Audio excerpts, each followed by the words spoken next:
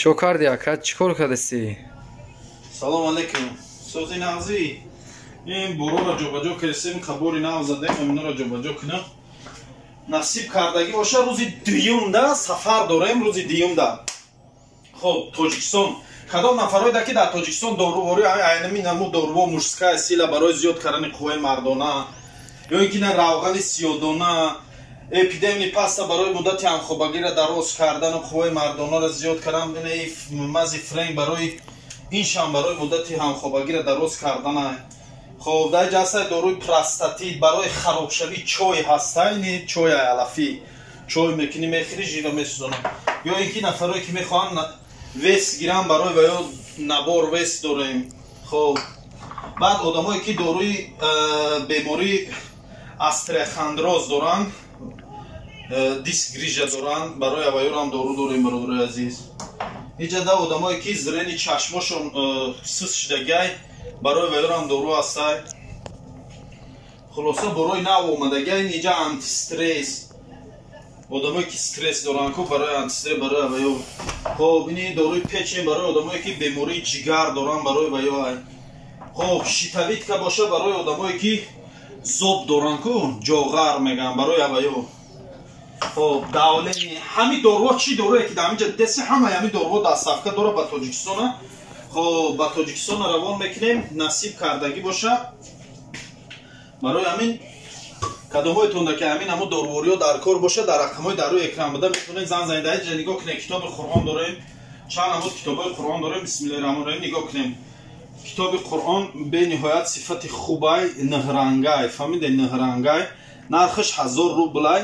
دستافکه داره با تمام جوره و تاجیکستان هم انشاءالله که روان میکنیم. کدام میتونه که همین همون کتابای قرآن در کار باشه در واتساپ ما میتونین زنگ زنیم. بعد در اینجا کتاب قرآن داریم برادرای عزیز نگاه کنین. اینا کتاب قرآن با ترجمه تاجیکی. خب دیدین به نهایت کتاب خوبه. خب اینم برادرای عزیز دستافکه داره نرخ این 4000 روبل. ای دارووریایی که در اینجا دیده گیرین نگاه که برای الرژی برای ماستاپاتی زنهایی که قفسای سینه‌شون دردمند میشه بعد از اونی که سالمو کودکاشون اشیر جدا میکنن یا نمود بیماری ماستاپاتی میگن قفسای سینه دردمند میشه برای اوایو پیشوی برشون. خب اینجا سینول داریم برادرای عزیز نگاه کنین. سینول ناتورالی برای آدمایی که انا زپور دارن نمو ششگاش و شکمشون دمیش میکنه و یا اینکه مثال حال کنیشون کنده برای ویاه. در اینجا ژنسکی ازدارو برای زنهایی که کسلی زنانه مقصد برای اونو کسلی زنانه. خلاصه همه همین دارو دستافکه داره با تمام شهرهای روسیه را با تاجیکستان هم روان میکنه. اینجا نگاه کنید شامپون هسته 4 نیتیمین برای دراز کردن موی سر. بود اینجا هسته برای آدمایی که موی سرشون تا پوسیون سفیدک تیویتک میگن که هم خیلی زدگی برای ویاه. خب بود اینجا هسته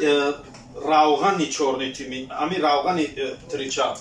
این برای دراز کردن موی سر برای آدمایی که موی سرشون میریزن زنها علاوه خصوص موی سرشون میریزن این روغن های اونو کفی دستشون میشکن موی سرشون دا پیش های خورم یا اینکه صبح پیش های سرشوی میشکن برای اوه. خب در اینجا هسته با شامپونی واتیکا یعنی کاکوسوی شامپون میگن که کاکوسوی های با در اینجا هسته الوی گلی الوی قطعه اینی لیمون قطعه شامپونای واتی کردن به هر شامپونای خوبن. خب در اینجا برای آدمایی که انگینا دارن قرتقدار میشون بسیار پرست همه قرتقاشون واسپالینی میگیره و نس مرکش گریپ انگینا برای اوایای مثلا چودا نرخش 1000 روبل. خب همه همین چیزایی که در اینجا دیده سیم برادرای عزیز دستافکه داره با تاجیکستان دستافکه داره. اینا کدام نفرایی که ریشاتون نمیبرویا انا ریشتون میناکسیدیل شکیدنی میناکسیدیل تازه ارگینال شا دارم 5% شا و میناکسیدیل 16% دارم تازه ارگینال. با در اینجا یا خیلی باری دیگه وردگیم پالما و پیلسا برای آدمایی که مثال عصبیان برای و یا اینی مشسکای سیلا ژیلودوکای برای آدمایی که میدهشون درد میکنن پاژیلود ژلیزه دارن و میده برای و یا خب سیستی دنورز برای کودکای در جاگوهشون تر میکنن شبو مقصد بعضی آدمای کلون هم پیشابشون رو داشته نمیتونن که همون مچیوایشون خنک گرفتگی است نوع بیماری خیلی سیستم دنورزه برای همون نمود بیماری ها دارو داریم برادرای عزیز بهترین اینا результати خوب داره همین دارو فایده خوب داره ما گفتیم گپا بود یک آدم رویش کردیم فایدهش کرده که نامش نگیرم بود همین آدمی که شو در جوگش تر میکرد یک همین دارو استفاده بود خیلی فایده کرده شد خلاصه با این ایجاد از سای پاچکی برای آدمایی که گرده دردن برای آدمایی که گرده هاشون پرابلم داره برای وای های با چی های دایجا دایجا با این همون دورو چی های دوخیو نگاه کنین چقدر دوخیوی خوش رای به نهایت بو شونم بوی خوب هایده از 3-4 روز میسته اکی بورا در چی پریدت کرده نمیشه من خودم زدنا خود من یاد دوخی شدم یه روزی تا دوخی زدم گفتن اسرائیل تو با دوخی بازی میکنیم من همین یاد دوخی را یه مایگان جو بعد میزنم با سر با توقی با همه خلاصه اینجا نگاه کنه اینجا این خیلی دوخی چوی ماست دوخی های کو عربی دوبای است که هم خیلی هم هست نگاه کنید به نهایت بوی خوب دارن اینا 300 روبلی 350 روبلی هم خیلی هم برادر 300 روبلی هم اینجا با هستن خیلی الکترونی تسبیح های هم مردانه هم زنانه اینا رو هم 300 روبلی یگان تو تونده لازم باشه گپ زنیم گیریم روی کنیم گیریم برن خلاصه خیلی کتاب قرآن از سایده نگاه کنیم کتاب قرآن با فکر نشانه داده کنم ای قرآن بسیار داریم کدامتون که در کار باشه زنگ زنیم بسیار داریم من روز دیومی مرده خودم تاجیکستان میرم انشالله سفر دارم به تاجیکستان کدامتون که در کار باشه بسم الله الرحمن الرحیم نگاه کن کدامتون که در کار باشه ای همین قرآن ها ای همین چیزا خب زنگ زنین در رقمای در روی اکران بده فرمایش چین در صفحه میکنیم میگیریم میبریم در تاجیکستان در خانه‌تون میتیم دستونده یا اینکه تا هم دوشنبه و وحدت هم میبرم میبینیم همینجا میگیریم نگاه که حرفاش چه کلان خوشروای این اصاب اینا برای همین مادرها و پدرایی که نور چشم کم ترسیده برای همین به حد خوبه ده نه اینجا نگاه کنه اینا همه چوب اینا و اینجا مکتولا صورتش موندگه خب خوبه به حد قرآنای خوبه نمینا را چند نمود قرآن های با چی ده اینجا با این گونه الکترونی تسبیح های خواهی اینه چی خیلی میکشونی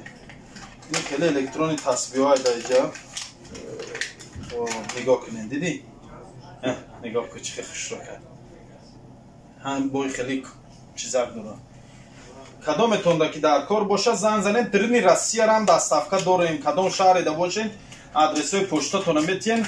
طریق پشت روانش میکنیم در تاجیکستان باشین اگر تا روز دیم مرتا وقت دارین تا ساعت های دمی 8-9 روز دیم سحر دیم مرتا وقت داریم برای که بعد عبید میریم مناسب کرگی باشه بعد عبید سفر داریم به وطن به تاجیکستان میریم انشاءالله خودم میرم حتی دو برادر دیگه این برادر کامیرا کیسه حتی همین انشاءالله سفر داریم بکسه اینم خیلی کراچی زنگ زنین یه سشتا همینجا دیم بیایم برادرای عزیز فیتاباچ کرم داریم کدامایتون که در شهر سنت پتربورگ بیایم فیتاباچکا پیجاما اولی اککان تر بردکا انشاءالله بخوای با آدمای اومدگی دیدگیان ای ساعت 8 سحر تا ساعت 12 یک شب کار میکنیم آدرسمون سنت پتربورگ مترو پریمورسکی ژلезноводسکی 68 با یه بار دیگه میگم کدامتون که این می برای ما در کار چی نمو داروی توبتی که در کار در رقم در روی اکران بده زنگ زنین